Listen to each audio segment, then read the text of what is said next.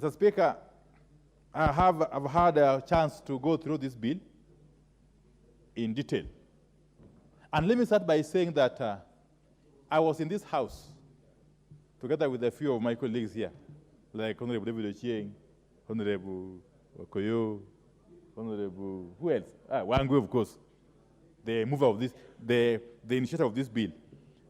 I was in this house, in that parliament, when AFA was created. The Agriculture and Food Authority Act was enacted in the 11th Parliament. And I was also privileged in that parliament to have belonged to the Committee on Agriculture, which was initially chaired by my good friend, the current Deputy Governor of Kakamega, the Honorable who? Savula, Ayub Savula. And later on, after we sacked him, he was the first person to be removed as committee chair in that parliament. After just some few months, we replaced him by the Honorable Nur Hassan of Mandera. Mr. Speaker, now with the benefit of hindsight, I can say that it was a mistake to have lumped together very many key sectors, sugar being included, under the umbrella of AFA. By so doing, we lost focus. And these critical sectors, especially the sugar sector, lost the attention it deserves. It deserves. Because the AFA Act killed the Kenya Sugar Board, as it was then known, and introduced what was merely a sugar directorate under AFA. Mr. Speaker, since the enactment of that act up to now, we have only seen the sugar sector going under and under. Under and under.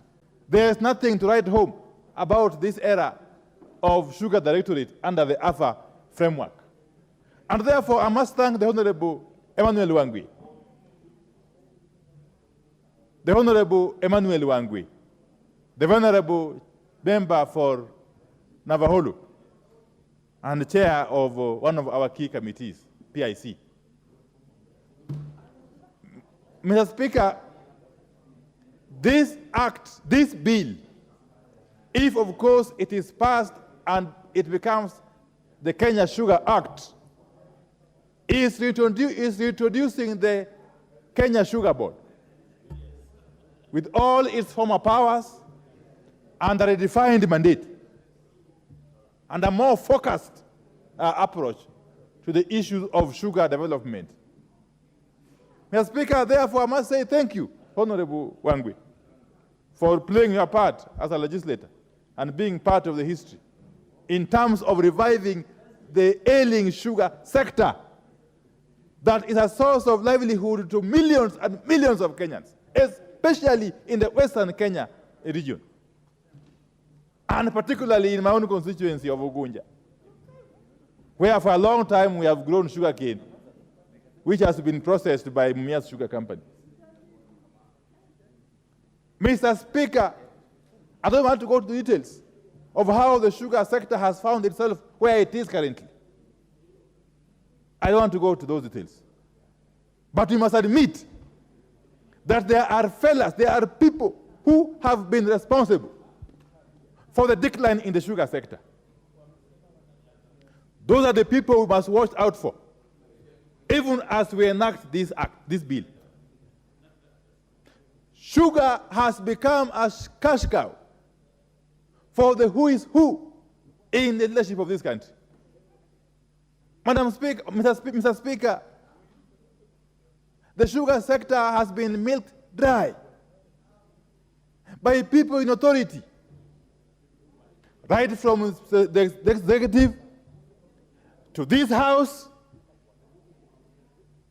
to the management of the various sugar mills, especially those publicly owned sugar mills.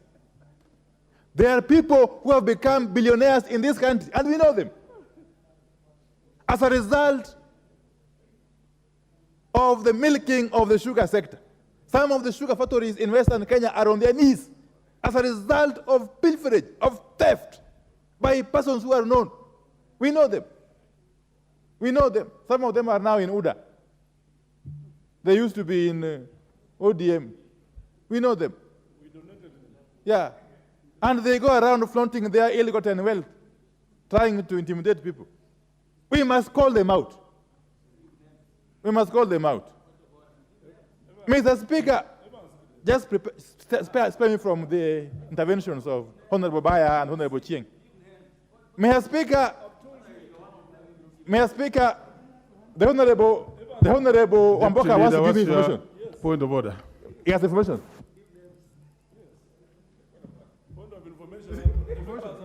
Honorable Speaker, I think the Honorable Wandayi is doing very well. He's doing very well, and is saying things that Kenya would like to hear. But to the extent that he starts saying that they were in ODM, now they are in UDA, those people who killed the sugar industry, is actually going out of what a respectable leader like Wandayi should do. He should stick to the facts. We have not inherited corrupt people from ODM. Corrupt people in ODM still remain in ODM. Order. We have not. I think your point has been heard. Honorable Wandayi, proceed. No, Honorable Wandayi, proceed. No, he has no capacity. No, I've allowed him. Proceed, Honorable Wandayi. The Speaker has declined. Just give him. Proceed, Honorable Wandayi. Many members want to speak on this. Yeah. Just hold on, Honorable Wamboka. He will speak after me. The Honorable Speaker, I was just saying this, that some of those people who have milked the sugar sector dry, some of them were in ODM, but now they have found a natural home. They went to the natural home in Uda. And we know them, and you also know them, Honorable Baya. You know them. Yes. We are not, who is speaking? We are not going to allow, even as we enact this bill or this act, for the old practices to continue. And we must put them on notice that sugar sector employs hundreds of thousands of Kenyans, and that millions of Kenyans derive their livelihood from that sector. Mr. Speaker, to show you the extent of this corruption, the extent of this blatant pilferage, take the case of Miwani Sugar Company. Miwani Sugar Company in the Nyando Sugar Belt, and particularly in Muhoroni constituency, represented ably by the Honorable Jamuku, James Onyango Kuyu. Mr. Speaker, Miwani is in a sorry set of affairs. Miwani, as we speak, even though on paper is said to be a publicly owned company, even though Miwani is perceived to be a public company, long changed hands. It's no longer owned by the public. The majority shareholding was stolen by people whose names are known, by the registrar of companies, which have been named. Mr. Speaker, the land, the nucleus estate, including the land on which the Miwani Sugar Factory stands, to the tune of more than 9,000 hectares. 9,000 hectares of land that previously belonged to Miwani is now in the hands of a private entity. The name is called what? Crossley Company Limited. That is owned by people who also have got interest in Kibo's Sugar Factory, are currently the purported owners of over 9,000 hectares of land that belongs to Miwani Sugar Factory, a factory that was owned by the public, land which was donated by our ancestors, our Luo ancestors. The Luo people of Miwani donated this land. for the purposes of establishing Miwani Sugar Factory. How can you deprive the Luo of their land and give it to a Muhindi? How? Today I will name them. You are prodding me, so I will name them. How do you take over land that belongs to the public, the size of over 9,000 acres?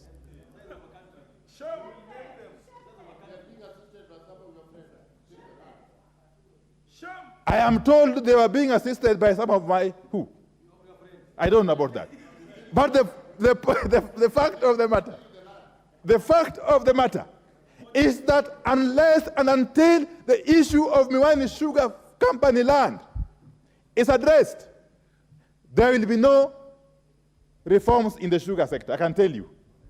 Because Miwani represents the ugly side of the sugar sector. And Mr. Speaker, you know this. You come from very close to that area. I wish you'd add me some 10 more minutes so that I can name more names. You will pick it up from where I leave it. Honorable Koyo. If I don't speak for the poor Luo landowners in Miwani, who will speak for them? And therefore, I'm not ashamed. You can call me a tribalist if you wish. But I must speak for the helpless Luo farmers and Luo landowners in Miwani. Point of order, Speaker. Point of order. Why do you deprive people of their land and their heritage? Mr. Speaker,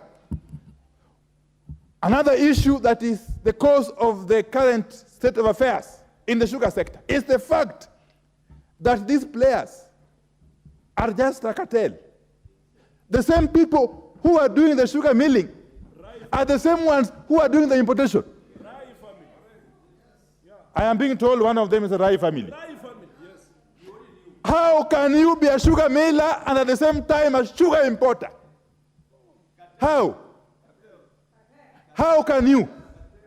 What will stop you from sabotaging the sugar subsector so that you can be given a chance to import?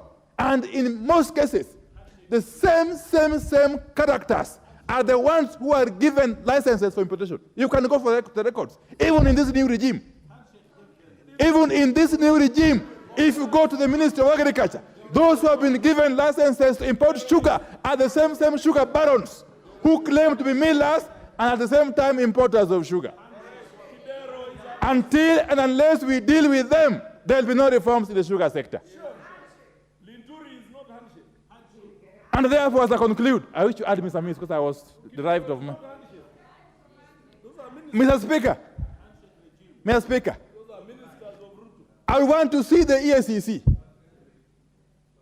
Yesterday, I took a lot of my time at the EACC headquarters in Integrity Center, trying to follow up on my friend Wycliffe Oparanya's case. And I was blocked from entering the EACC. Mr. Speaker, I would want to see the EACC in the same manner it is going for the Oparanyas, to even at a higher speed go for these fellas who have stolen money from the sugar sector, who have brought our sugar factories to their knees, who have killed the sugar sector in general. Mr. Speaker, I conclude that let us pass this bill, but be cautious. I'm happy for the first time that we're not going to see a situation where a directorate in AFA is managing the sugar sector without the mandate or authority or the power or the capacity. Now the sugar board is being recreated. I hope it will have the mandate and the independence to play its rightful role in the management and development of the sugar sector. Thank you. I support. The Honorable Malulu Njendi.